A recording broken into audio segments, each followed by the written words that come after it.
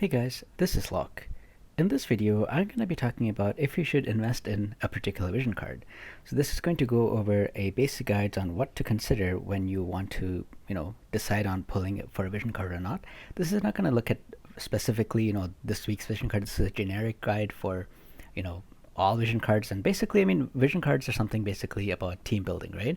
So what you should think of for your team building to decide if you want to get this card or not. And this is going to start from the very basics, like, if you are a brand new player, what you should be thinking of, to like the end stages where like, oh, I have most vision cards. Should I be getting this card or not? Specifically, what do I think of it? Because that's what I am. I'm basically an end game player because I have basically, this is a day one account, and I have most of the units, most of the vision cards. So if a new card comes out as an end game player, what am I thinking of if I'm pulling it or not? So anyway, to start with, as a new player. So as a new player, you probably joined the game and you pulled on whatever the banner of choice is, and you're basically looking for vision cards that would directly benefit the units that you're using as a new player. So I'll give you an example because on my new account, I just pulled Cloud and his vision card. So I have Cloud maxed on my new account, and I have his vision card maxed as well, which is the Scorpion Sentinel. So whenever I'm going to be pulling on another vision card, I really want that vision card to do something with Cloud because he is the main focus on my account. I also have, like, for example, Black Rose Helena, but if I have to build a team around her, I have to start from scratch. So I need to get, like, for example, if I have to get a dark magic card or something, the dark magic card will only benefit her, right? In that case, I might as well just use Ramu, because Ramu gives me 50% magic anyway, and that dark magic, 50% magic, what's the difference? Because she's the only dark magic attacker. Whereas the account that I'm already using has Cloud as a centerpiece, and then it also has Charlotte, and I'm also now investing in Federica. So basically, I'm investing in a lightning team. And all three of those units are actually benefiting from the Sentinel, right? Because that's giving them a plus 50% attack. So the other vision card that I'm going to pull would have to benefit that main team.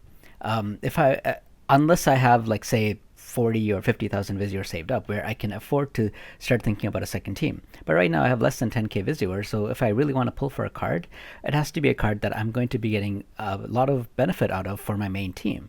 Because I don't have the resources to go for a second team. I might have some units that are, really great, like Black Rose Helena, but I really don't have a full magic team or a dark team or something to really complement that team.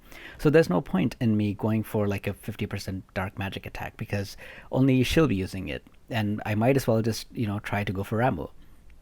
Now, there is something to be said for, if a new dark magic card is released, I can easily, or more easily, max that than try to max Ramu, because Ramu is not featured or anything.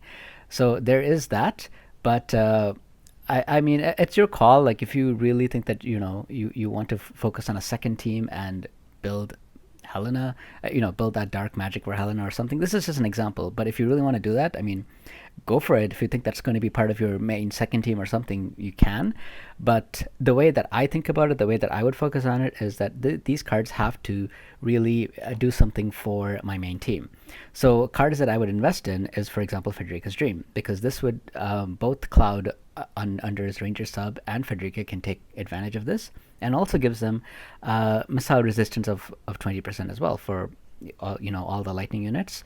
Another card would be a Gaion, because for lightning I have 50% attack, so slash attack would be very nice, especially for Cloud. Even if I'm using him with like 2 quickeners or something, this is a card that I can use. But it doesn't even have to be a Gaion. It could be just like a generic slash card as well, like Echoing Screams plus 35 slash attack. So anyway, my point is, as a new player, whatever my main team is, whether it's like Wind Strike or Lightning Slash or whatever it is, the cards that I'm going to be pulling on as a new player have to directly benefit that team. Otherwise, I'm basically like spreading my resources too thin, and my main team would not be as strong as it otherwise could be. If I have, say, like 3 main teams that are all subpar, I will be getting I won't be getting as far with that three subpar teams here and there than with one main focus team that can do a lot of things. Because even if you're up against, like, say, an Earth boss or something, all those lightning chains, like, you keep adding up those chains, they will do a lot of damage once you build up enough chains. So it's a lot better to just focus on the main team and just go for cards that would benefit that main team as a new player. Now, the second type of player is, I'm going to assume you've been playing for a while. You have some of these cards. Maybe you already have your main team finished. Maybe that's your, like, water slash team. You started when Titus came, Titus and Yuna, and your main team is, say, water, and you have Titus, and you have some of these water vision cards and stuff. So you already set everything up for that water team, and maybe you even have a second team or something. So what do you pull on now? Like, what are the cards that you should be pulling on? In my opinion, the second type of team that you should be considering is is vision cards that have a good flat ability that is non-elemental specific. So let me talk an example with a pretty recent card. This card, I think, is very good. Even if you're not building water, like I said, maybe you have your team is Titus and water, but even if you did not have any water cards, I still think this is a card that you can consider investing in, because the area effect resistance 20 is pretty good. Similarly, there are other cards like that as well that have a good generic effect. Odin, for example, like 25 ice accuracy is really nice, but I've used Odin on many teams where it has absolutely no ice units, because the main stat, unit attack resistance up, like single target resistance of 20, is huge. And so similarly, I'm looking for other cards like that that have a flat stat that is very good. A lot of these cards are older cards, so sometimes when they get refeatured, it might be a good idea to pick them up then. And also, you can also pick them up, randomly, right? Because there are all these other banners. Sometimes there's like a 5 VC banner for 2K or something. And as you're pulling for other things as well, you can get all these older cards. So if they are featured, it might not be a bad idea just to, like, grab the shards from the shop if you can. And the reason that you're building these generic cards is because most of these generic cards, even the element specific cards that come out, they have the same max stats as these generic cards. Like, for example, a 15% agility card, this is the max agility that a card can give you as a party effect. There isn't a water element agility card that gives you 20 agility or something. The max is 15 and it stays at 15. Same with like luck or dexterity or slash attack or physical man-eater or something. Like, these are all cards like magic resistance of 20. There isn't a card that gives you more than that, even if it's a specific element card. So by investing in these generic cards, you can cover more bases, right? So like, for example, right now there's a water card that gives you physical attack, but there's also Titan, which gives you the same physical attack. Man-eater upon physical attack, 25, the same amount, but this is generic. So I can use this on a lot more teams, whereas the water card I can only use on a water team. So regardless of what you pull in the future, these cards have a good lifespan, especially as like a mid-tier player, because you don't have the best of the best, like, because you started late, right? You're not a day one player, so you're kind of playing catch up. So you want to get the best things that give you the most bang for your buck. And in my opinion, that is these generic cards, because these cards can be used for a lot of things. Trousseau, for example, a lot of people still use Trousseau even if it's not a light team. They've used Trousseau on Black Rosalna, right? Because she gives a very good effect, magic attack 35. If another card comes out that is, like, say, a dark magic 35, it depends what else that card gives you, right? You might use it if it's a dark team, but for example, if it gives you say 35 magic attack, and then it gives you, I don't know, some other stat like say like dark agility, right? Then you might want to, which is better? Maybe it has a less magic attack. Like, this has a magic value of 190. Maybe that has a less magic value. Maybe it's like 124. So maybe you still want to use this than that dark card, because dark teams, you might probably be using where is it? The Black Rose Helena card anyway, which gives you agility. So with these two cards, you're already covering the bases that you would anyway. So do you really want to get that card? And maybe you still do. But my point is, these generic cards like Trousseau, you can use them even on non-element specific teams. Whereas, very specific dark only or water only cards, those are much more limited. So these, except for Black Rose, Helena, and Dwayne, a lot of other units kind of are cyclic. Like they're powerful for a while, and then they fall out of power, and then later on something else comes up, and they get added back, and they're powerful again. Yuna's a good example of that. When she came out during the 1 year anniversary, a lot of people were using her, and then she kind of started kind of falling out of favor, and then now again people are using her when she's paired with Alina. So cards in nature are like that. So if you pick a card that is element specific, and you don't really have all the element pieces, like it's not the main team, it's just it's the side team that you're focusing on, and you picked an element specific card, and that element falls out of favor, so then you're not getting much use out of that card. Whereas if you go for a generic card, you might still be using it for a lot of different matchups, right? And typically, like, generic defense cards are very, very good. So for example, this card is very good. I've used it in like many different compositions. Same with Odin, because where Odin is, found him earlier. Sometimes, okay, there he is.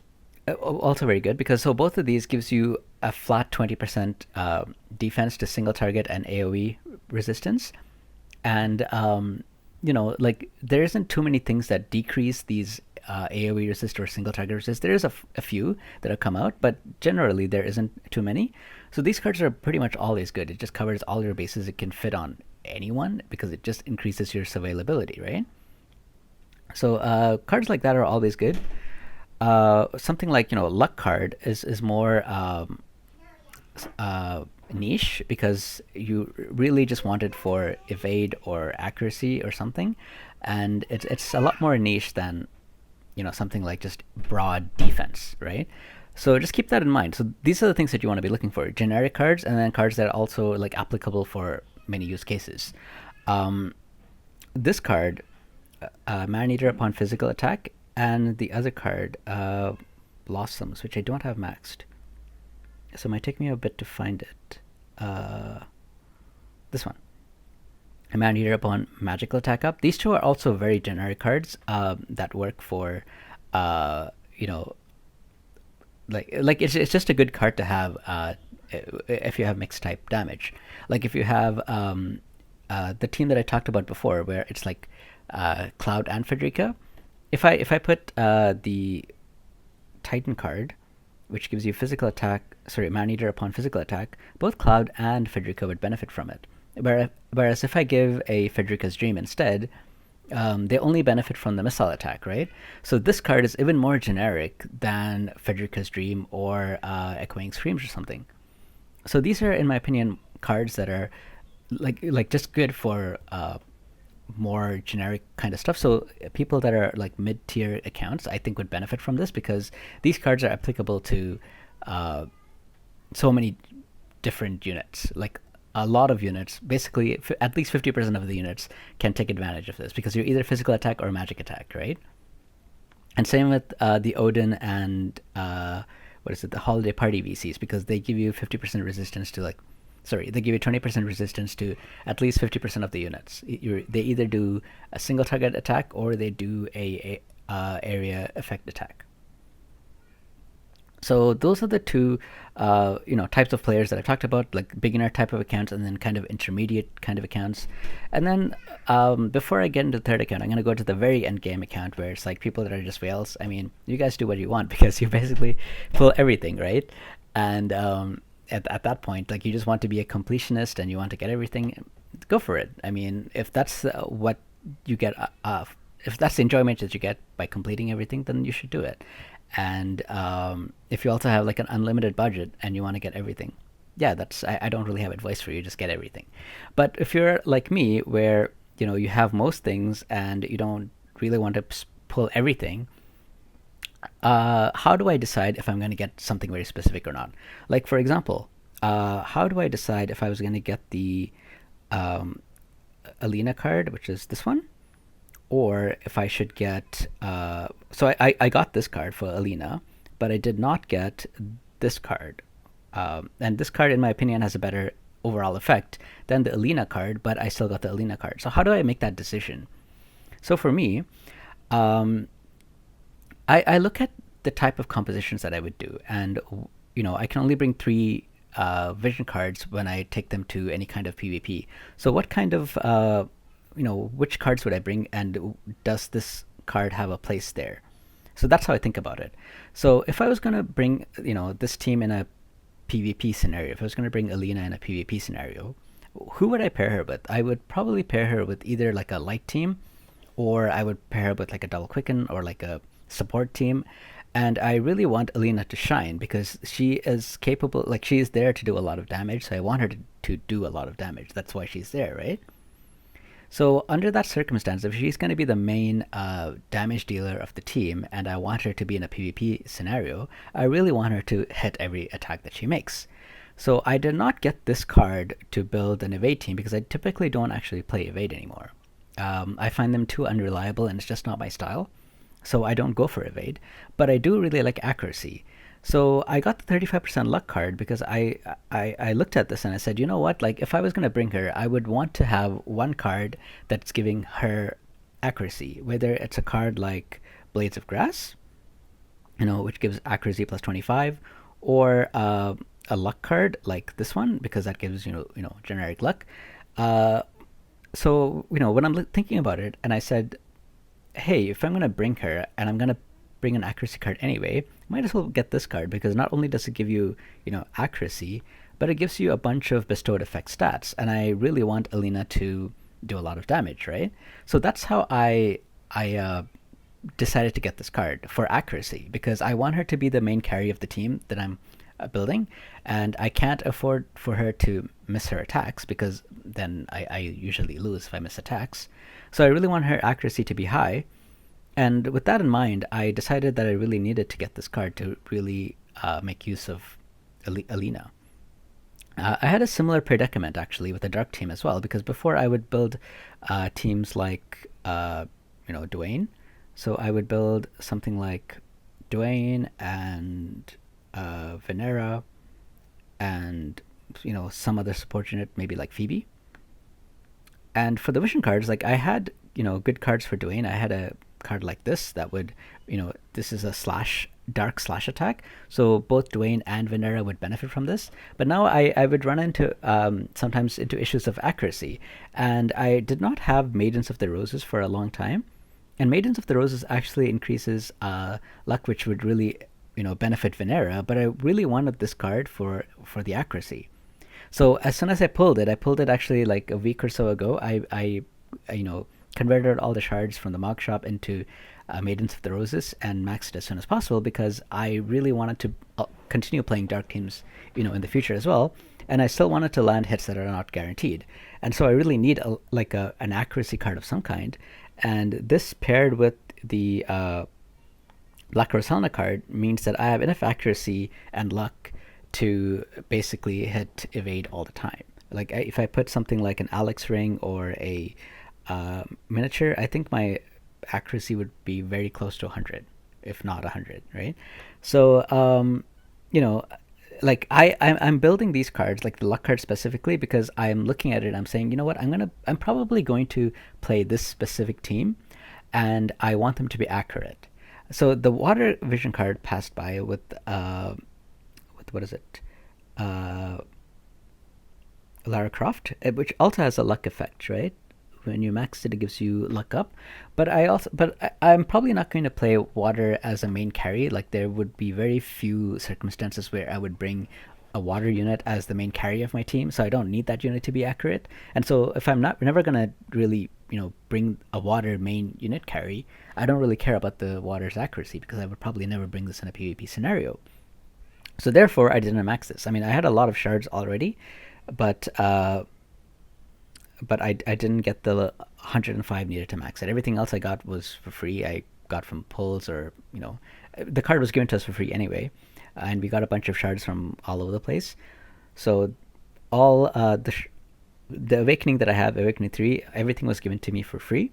The rest of the shards I just didn't buy because I probably would not be using this card for a water team to be accurate. I have very few uh, circumstances where I could see that, where I would need that.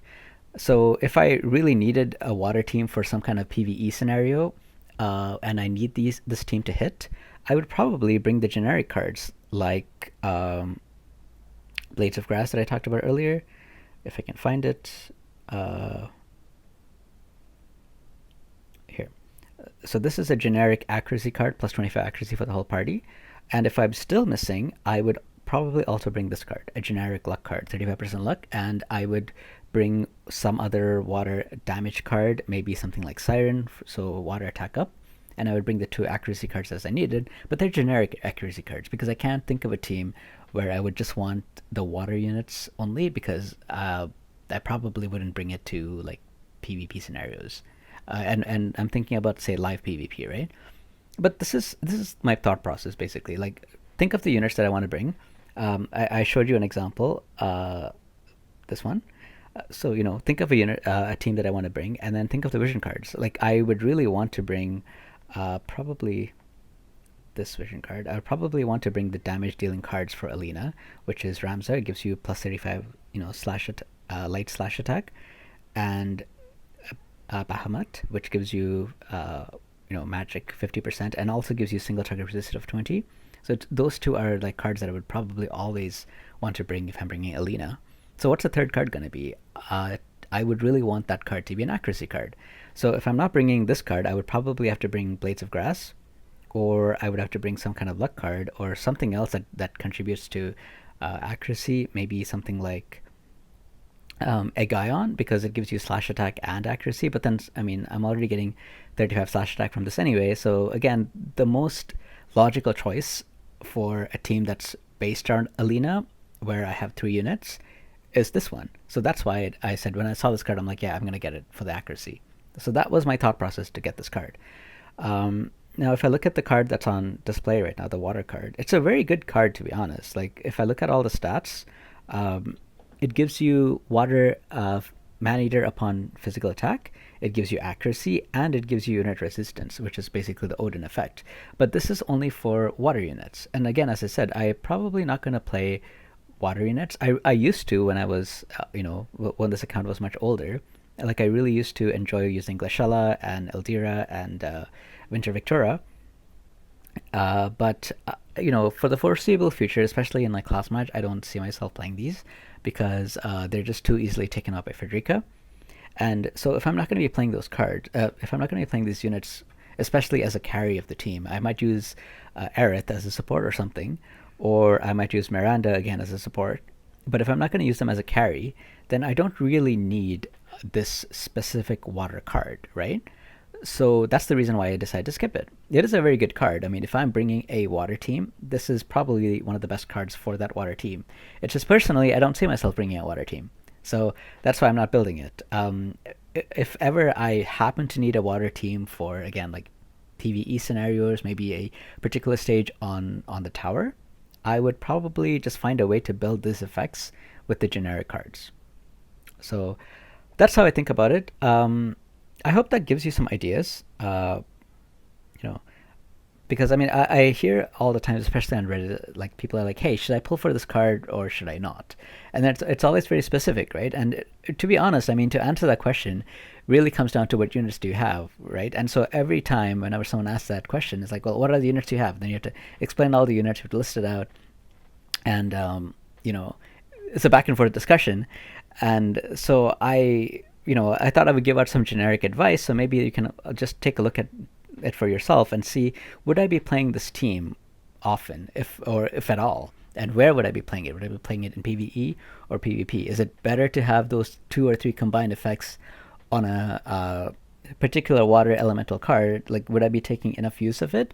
If not, then maybe I shouldn't be getting it, right? That's how I would think about it. For light, I'm quite interested in a lot of these units, so I can see myself playing, light cards.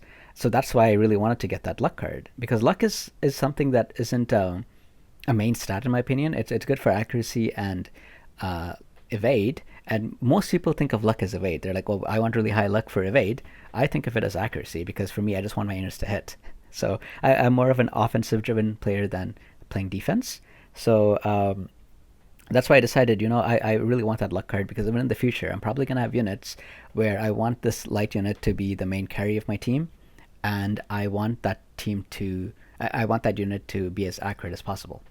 So those are my thoughts. I hope you guys enjoyed this video, and hope it helps you guys to decide which kind of cards you want to get.